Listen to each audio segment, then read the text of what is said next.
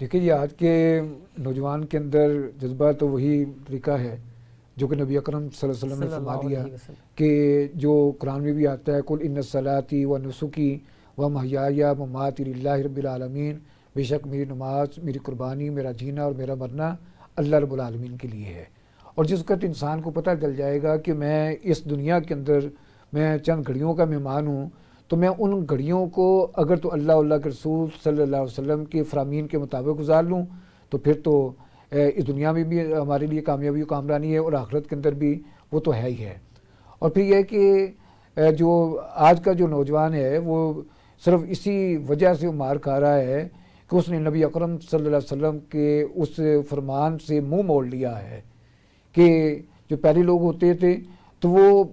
شہادت کے مرتبے پر فائز ہونے کے لیے ہر وقت تیار رہتے تھے، اور آج ہم نے دنیا سے محبت کرنا شروع کر دی ہے اور آخرت سے جو ہے وہ بیزاری کا اظہار کر دیا ہے.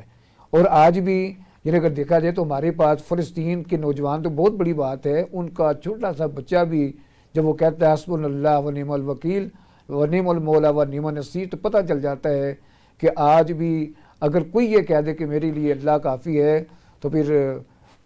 یہی بات ہو جاتی ہے کہ یہ دو عالم سے خفا میرے لیے ہے. اور جو اللہ کے لیے ہو جاتا ہے تو پھر اللہ تعالیٰ کی ہر چیز اس کے لیے ہو جاتی ہے. اور پھر یہ صحابہ بدر کے اندر بھی ہمیں پتہ چل گیا کہ وہاں پر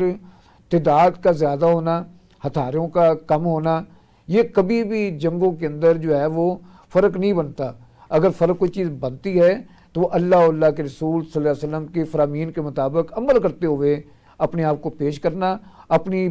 بہترین صلاحیتوں کو اس کے سامنے رکھ دینا اور اس کا استعمال کرنا، اور اس حد تک چلے جانا کہ بندے کو پتہ چل جائے کہ میرا جینا، میرا مرنا میرے اللہ کے لیے ہے. اور یہی ہمیں بدر کے اندر پتہ چلتا ہے کہ جس کو جنگ کا آغاز ہوتا ہے تو اس میں ایک صحابی جو ہیں حضرت عبد الرحمن بن عوف رضی اللہ تعالیٰ عنہ، ان کے دائیں اور بائیں معوذ اور معاذ ہیں. وہ پوچھتے ہیں کہ وہ کون ہے جو کہ نبی اکرم صلی اللہ علیہ وسلم کی شان میں گستاخیاں کرتا ہے؟ تو وہ کہتے ہیں وہ ہے، سامنے یعنی اشارہ کرتے ہوئے کہتے ہیں وہ ہے جس کی حفاظت کے اوپر ہے سواروں کا ایک دستہ. بچے یہ کہتے ہیں مگر کب تلک روکے گا وہ موت کا رستہ.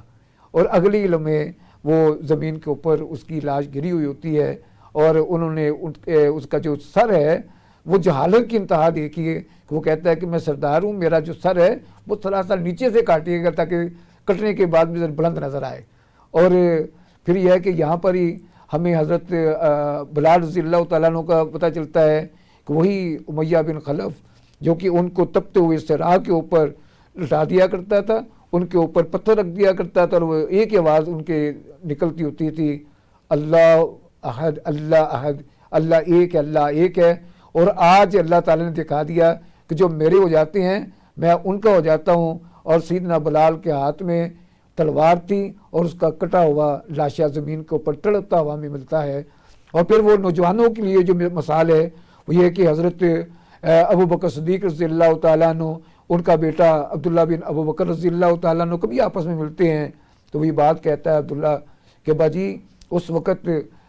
جنگ کے اندر آپ میرے نشانے پہ آئے تھے. تو حضرت ابو بکر صدیق فرماتے ہیں کہ خدا کی قسم بیٹا، اگر تم میرے سامنے ایک بار بھی میرے نشانے پہ آیا ہوتا تو میں تو اسلام کی حرمت کے اوپر قربان کر دیتا.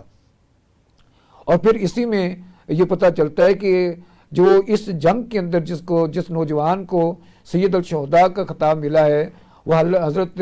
مہاجر رضی اللہ تعالیٰ عنہ ہیں. وہ حضرت عمر فاروق رضی اللہ تعالیٰ عنہ کے غلام ہیں، لیکن اسلام کے اندر جب داخل ہو جاتے ہیں تو غلام نہیں رہتے، شہنشاہ بن جاتے ہیں، سیدنا بن جاتے ہیں. اور پھر ان کا مقام اور مرتبہ اتنا بلند ہو جاتا ہے کہ نبی اکرم صلی اللہ علیہ وسلم ان کو اپنے عزیز و اقارب کے اوپر بھی زیادہ ترجیح دیتے ہیں. کیوں کہ جو لا الہ الا اللہ کہہ دیتا ہے وہ سر بلند ہو جاتا ہے، اور جو لا الہ الا اللہ سے انحراف کرتا ہے اللہ تعالیٰ کی تمام تر رحمتیں برکتیں اس بندے سے دور ہو جاتی ہیں. اور پھر ہمیں اس غزوہ سے پتہ چلتا ہے کہ نبی اکرم صلی اللہ علیہ وسلم کے ساتھ جو جڑ جاتا ہے دنیا بھی اس کی ہے، آخرت بھی اس کی ہے. اور پھر جو اقبال نے کہا تھا کہ فضائے بدر پیدا کر فرشتے تیری نصرت کو اتر سکتے ہیں، گردوں سے قطار اندر قطار. اب بھی آج بھی اگر مسلمان فضائے بدر والی بات لے آئے تو پھر دنیا کیا پورے کی پوری یعنی کہ جو عالم کفر ہے وہ اکٹھا ہو کر کے آ جائے اور مسلمانوں کے 313 ہو جائیں تو پھر وہی جو ہے وہ صحابہ بدر کی طرح ہوں گے، وہی ہمیں کربلا کے شہداء کی طرح ہوں گے، اور وہ ایک بھی ہوگا تو وہ 100 سینکڑوں کے اوپر بھاری ہوگا۔